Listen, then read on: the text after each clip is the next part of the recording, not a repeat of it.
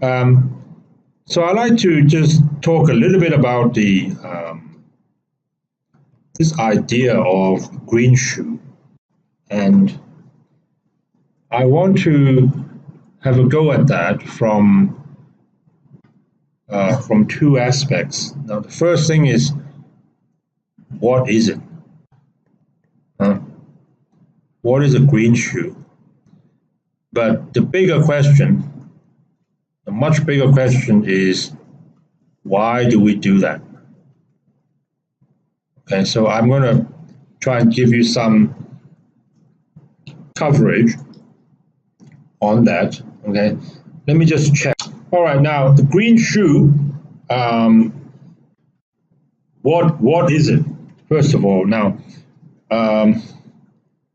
there's some text here. I don't know if I should show you because you're going to start reading it, but okay, never mind. So the Greenshoe is, or sometimes called Greenshoe, okay, but legally there is a term for it, which is the over allotment option, which is what they call it in newspapers and prospectuses, would allow the underwriter to sell more shares than what they advertise in the prospectus. Okay, typically it is 15%, and it is popular because it is a kind of legalized price stabilization that is allowed by regulators, and I'll show you what I mean in a moment. Okay, it's called a Greenshoe because the first company that did this, but this would be over a century ago, was actually called Greenshoe Manufacturing, so that they were in sports shoes. Okay, now what happens in a Greenshoe really is very simple, and so don't think it's complex. It isn't. It is not complex. Okay, now, so if there is an I bank in the middle, the Greenshoe means that if you were, let's say in your prospectus, you tell investors that you are thinking to issue 100 million shares, okay, 100 million shares with a 15% Greenshoe, okay. I'm now explaining the what part. What is a Greenshoe? So that means this company actually has the flexibility, okay, so the final number of shares will be greater than or equal to 100. It cannot be smaller, okay? So it'll either be, that will be the minimum. You must sell this much, and it will be smaller than or equal to 115 million. So there is some flexibility. Are you okay with that so far? Okay, so you don't know at the beginning what would end up happening, but you know that the final number of shares you end up issuing would be between those two numbers. Okay, now here's the interesting thing. So on day one, when the iBank is out there talking to a lot of clients, hundreds, thousands, millions of clients, okay, and they would place orders. So the iBank on purpose would sell 115 million shares. So they're going to collect orders for this amount of shares, even though, as far as the issuer is concerned, on day one, okay, on day one, they will just issue 100 million shares. Now, where's the extra going to come from? Well, that is more a logistical or operational issue, but normally the major shareholder will lend the other shares so that at least the settlement will not fail. Because if you imagine this is day one, first day of trading, okay?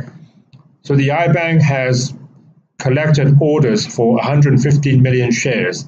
You don't have enough to go around because the company has only issued 100 million. So there's an extra 15 million that are needed.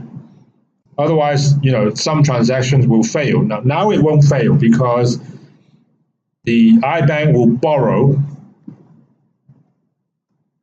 the extra from the issuer. Is everyone okay so far? Yeah? All right. I don't want to lose anybody, okay? Now, so here's the interesting thing. So the iBank knows that they have to return the 15 million shares to the major shareholder at some point in time. Okay, now there are two ways to do that. Number one is the iBank tells the issuer, oh, how about you just issue another 15 million back into your account. Now this is called exercising the Greenshoe. Exercising. This is effectively when the iBank is telling the client, please issue 115, okay, instead of 100. So they will issue 115, and then the extra 15 will then be given back to the issuer. Okay. Now, route number two is the iBank will buy from the market.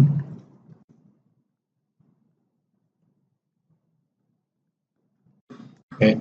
So they do not ask the issuer to issue the extra 15. They just buy the extra from the market. Now, they don't always buy 15. Maybe they buy 5 or they buy 10, they buy 7, okay, but they buy some of it. Everyone is okay so far? Yeah? So it could be that out of that 15 million, they ask the issuer to issue 8, and then they buy 7 from the market. Now, so here is when I'm now slowly getting into the second question, which is the big one, which is why? What is this Greenshoe for? I missed. Just for fun? Why are we doing all this? Does anyone have an idea? So now you know what a Greenshoe is. Now you may be at the level of the average investor out there, the amateur level. So they know what the Greenshoe is. Oh, there's some flexibility between 100 and 115. Okay, isn't that good? Okay, wonderful. So we have some flexibility. Well, no, it's more complicated than that. You think you can guess?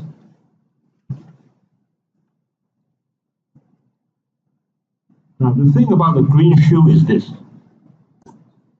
So I just told you that on purpose, they sell more than, so this is the demand that they created. And if you don't count the shares that are being lent, the supply is actually 100.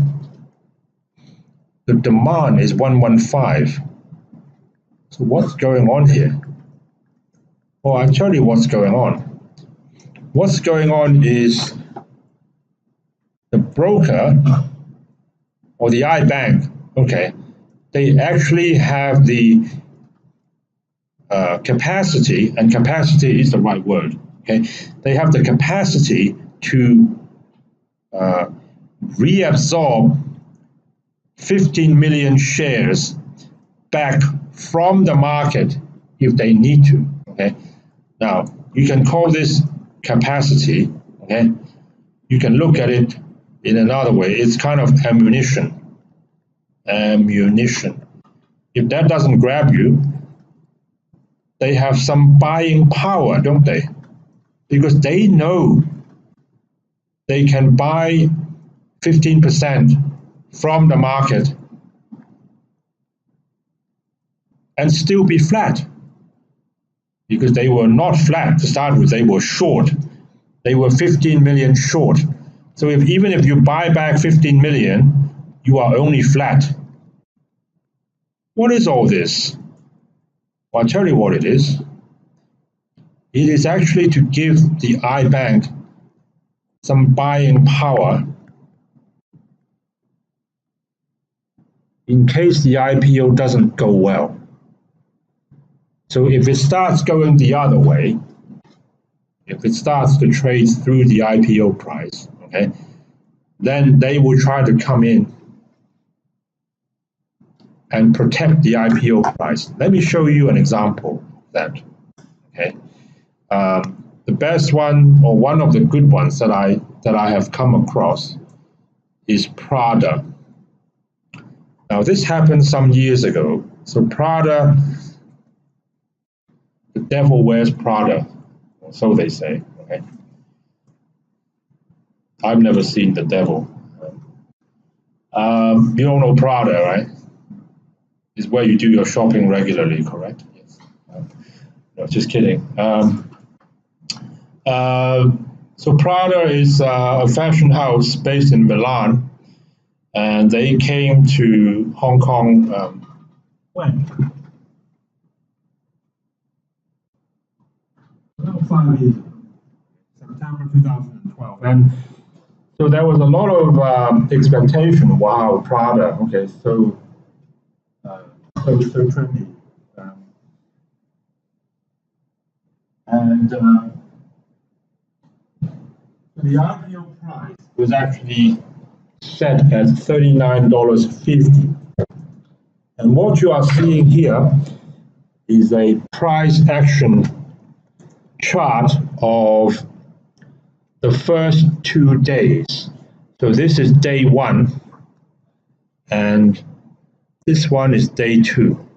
So it's kind of almost like hourly interval. So 1 hour, 2 hours, 3, 4, 5, 6, 7, and so on. You can see that it was set at $39.50, and there was a little bit of a pop, POP, at the start, and then a bit of excitement round about, I don't know what time now, maybe somewhere around 11 o'clock in the morning. But that excitement soon sort of dissipated, and the price is traded. So it probably went up to $40. So this is in 10-cent increment, I think. Okay. So it went up to 40, and then very quickly it just came back down. Now, this is not how an IPO is supposed to look like. It's supposed just to take off like an aircraft, get into cruising altitude. This one never quite took. I think about it like an aircraft. Okay, this one never even left the ground, basically. Okay, and notice how when it comes back, every time it hits 39.50, it doesn't go any lower. Now, why is that? This is almost like a heartbeat, like one of those hospital machines, and then you get some irregular blips. Okay, but it doesn't go below 39.50. Now, is there a rule? Is there a rule that says on IPO day you can't trade lower than your IPO price? No, there's no such thing. Okay? So when you see something like this, what do you think is happening? What is going on? Can you make a guess? So next time you see a graph like this on prices, and it's sort of bouncing around, well, not much, bouncing around a little bit, but it never goes below a certain level, okay? That means somebody is supporting that price of 39.50. Now, who's doing that? It would be the investment bank, okay? How can they do that? Well, I'll tell you how, because I already told you that because of this Greenshoe thing, they have created 15% of buying power if they need it. If they need it, okay? If the price just keeps going up and up and up and up, then you, as the iBanker or the trading desk, you don't have a lot to do. You just sit there and you read the newspaper, right?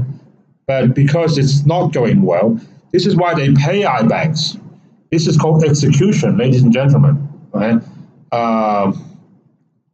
And you don't know how much they end up buying. Okay? You can say two things. Number one is, if they keep buying and buying and buying, then the moment they have bought more than, or the moment they buy 15%, you have exhausted all your buying power, because at that point you will be flat.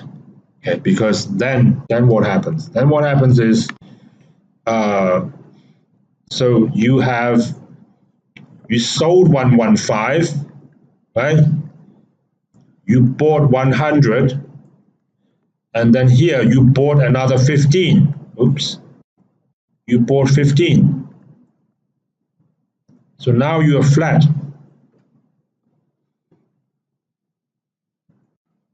So from the market, as far as the market is concerned, you have sold, or you have placed, probably a better word, you have placed 100, and this extra 15, where does that go? Well, it goes back to the issuer, because you borrowed from them, okay? So that's how it works. Is everyone okay? Now, I spent a lot of time explaining this, and I even recorded it, because I don't want to lose you in this. And Greenshoe is a kind of price stabilization. It is true, in the sense that if the IPO doesn't go well and it starts going south, you all know about north and south, it starts going south, then we are trying to protect the price. So it is stabilization in that regard, okay?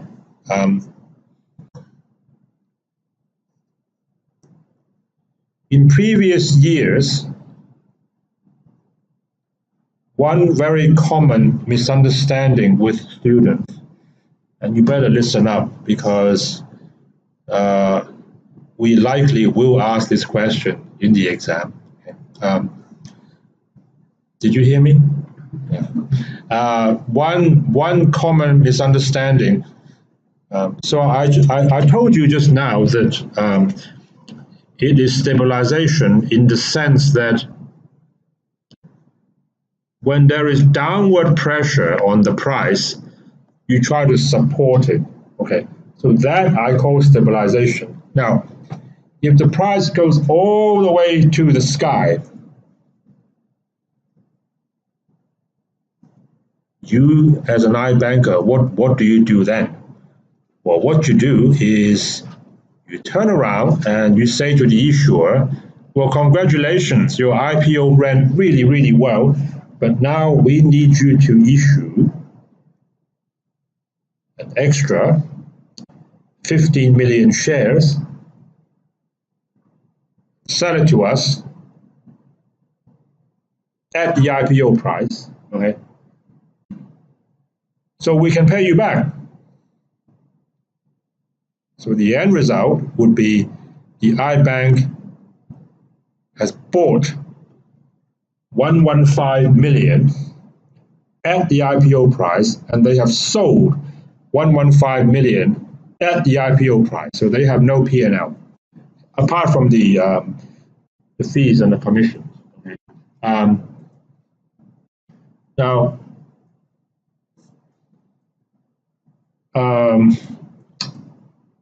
what was I going to say?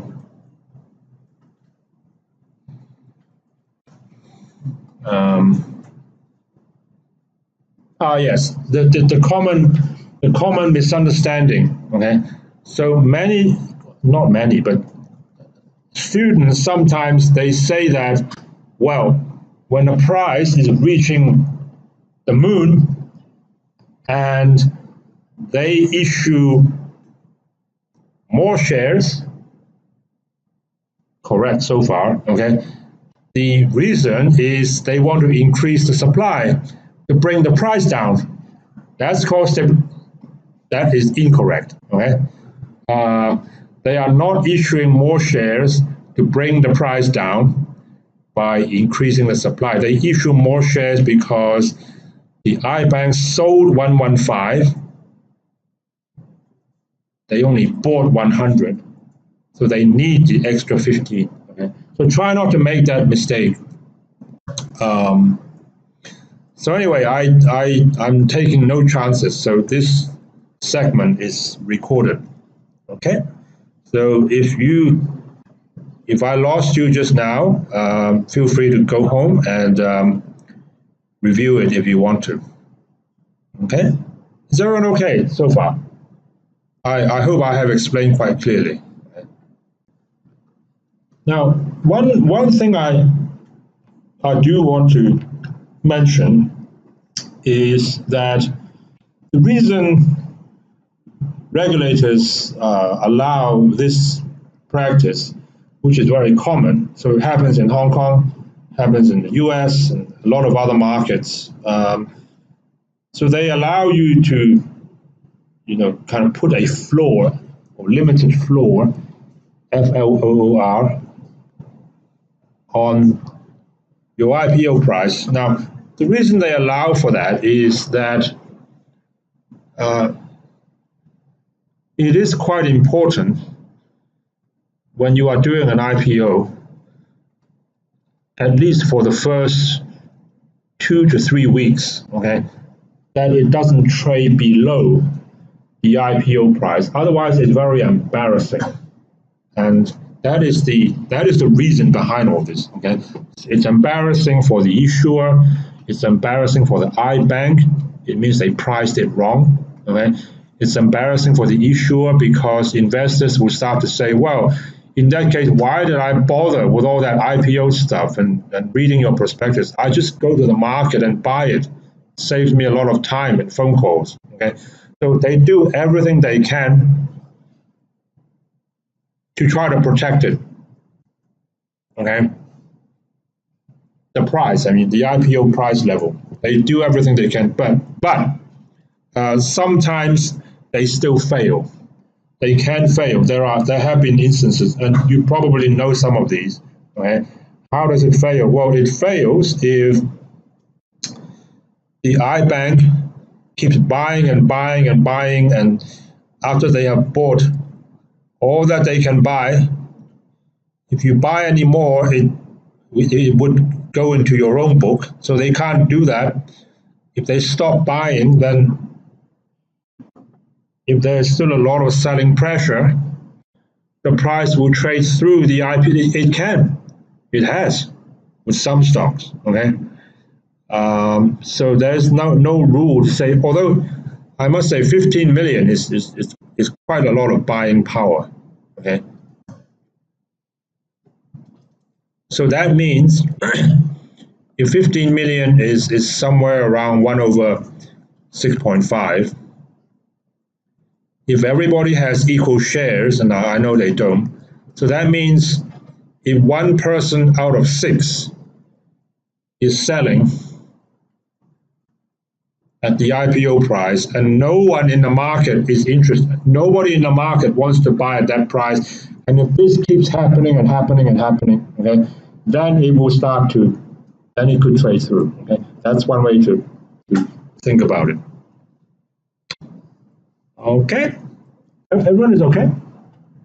Anyone wants to make any Comments? Now, this is actually a very useful concept because some of you will one day become institutional investors or private investors or private bankers. So you should know not only what the Greenshoe is, right, but what is the motivation behind it, okay?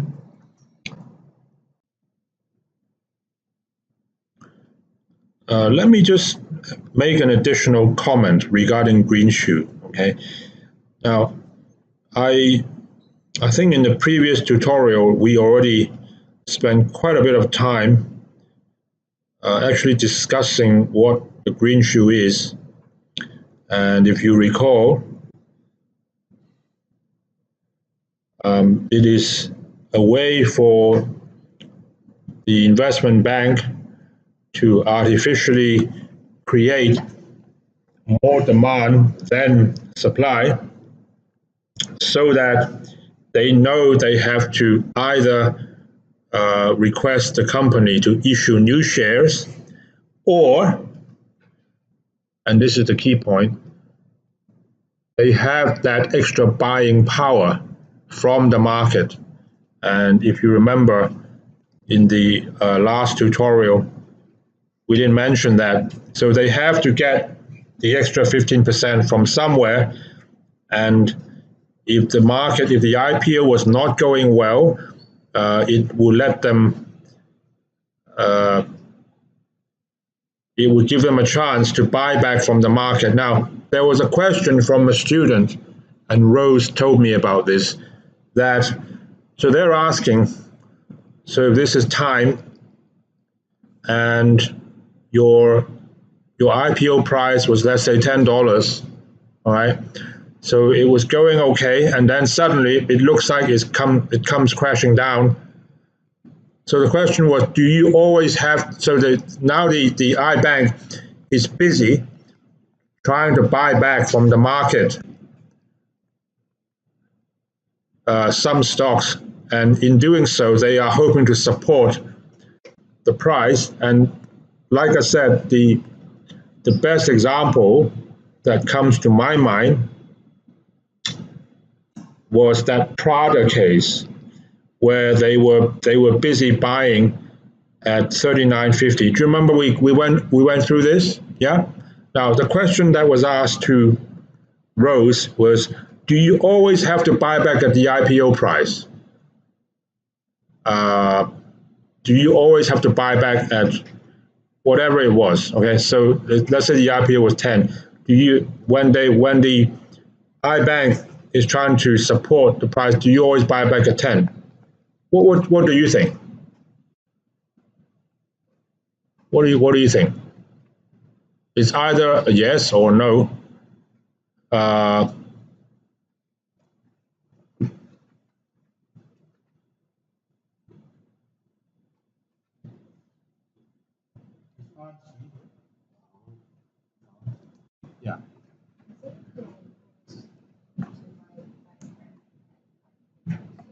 They need to.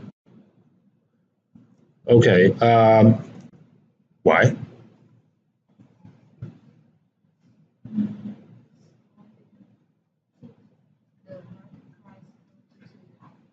Yeah. Okay.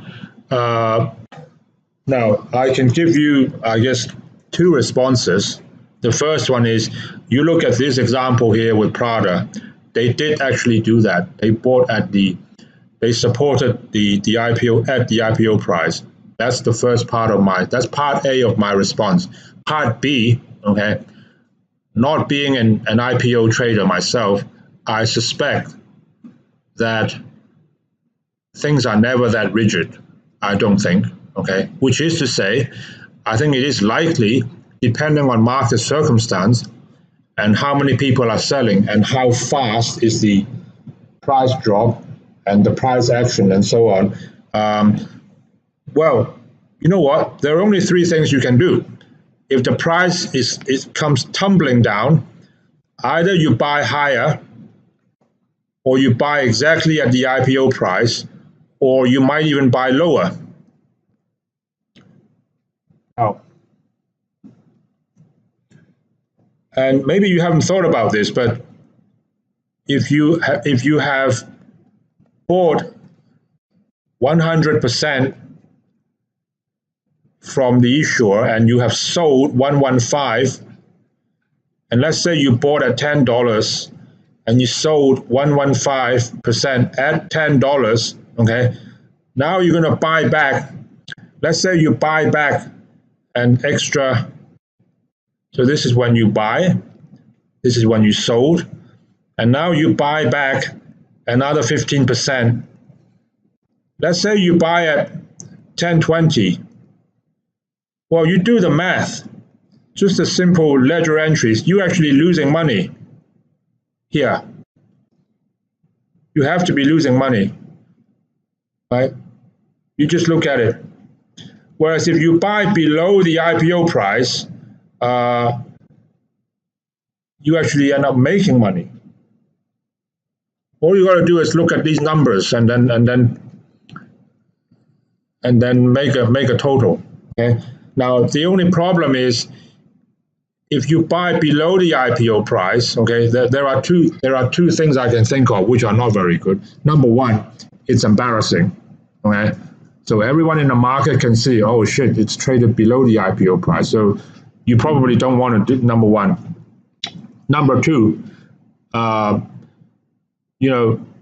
if it trades below the IPO price, which you can consider as a very key level, at least psychologically, okay? It's a key level for investors. And when it trades through, then it could just keep going, which means by the time when you come in and you want to support the market, it's too late, guys. Okay, so there can be a whole avalanche of sellers out there who have put in sell orders. So the moment it trades below the IPO price, okay, forget it, I'm out. Okay, so that is kind of like market psychology. You know what I'm saying? Yeah. These are not things you learn in a textbook, but I'll just share with you what I'm thinking. And if you don't agree or you have some other comments, feel free. Okay.